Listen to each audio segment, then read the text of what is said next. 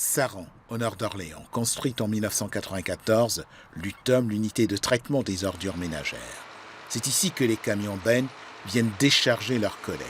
Chaque habitant produit plus de 500 kilos par an. Ici, tout est surdimensionné. La fosse de déchargement, plus de 32 mètres de long, 12 de large, 10 de profondeur. Sa contenance, 3850 mètres cubes. L'usine traite chaque jour 240 tonnes de déchets ménagers résiduels. 110 000 tonnes par an. Tout est piloté depuis la salle de manipulation des déchets par l'opérateur. Les énormes grappins pèsent 1,5 tonne. Les fours sont portés à 1000 degrés. Les 2 lignes d'incinérateurs ne sont jamais en sommeil. Les déchets servent de combustible. Les déchets sont portés à la haute température.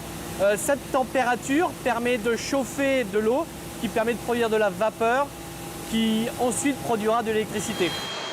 Nous produisons annuellement environ 50 000 MWh, 10 000 que nous utilisons pour alimenter le site. Les 40 000 MWh complémentaires sont revendus sur le réseau électrique national. Outre les déchets ménagers résiduels, il y a également les déchets d'activité et de soins venus des hôpitaux et des cliniques.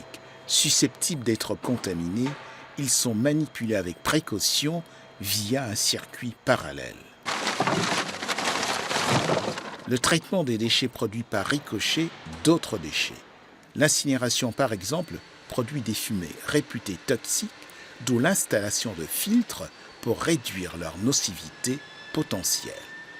Nous sommes ici dans la partie la plus importante de l'usine, la partie traitement des fumées.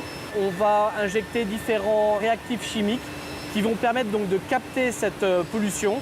Ces résidus ensuite sont envoyés en centre d'enfouissement technique de classe 1 et les fumées qui sont ensuite épurées sont ensuite envoyées vers les cheminées et envoyées à l'atmosphère. Le traitement des déchets, c'est aussi la recherche de leur valorisation. Ici, des mâches-fer sortis des fours d'incinération. Ces produits sont utilisés principalement en technique routière, c'est-à-dire en sous-couche, sous les chaussées, lors de réfection ou sous des bâtiments ou dans des remblais.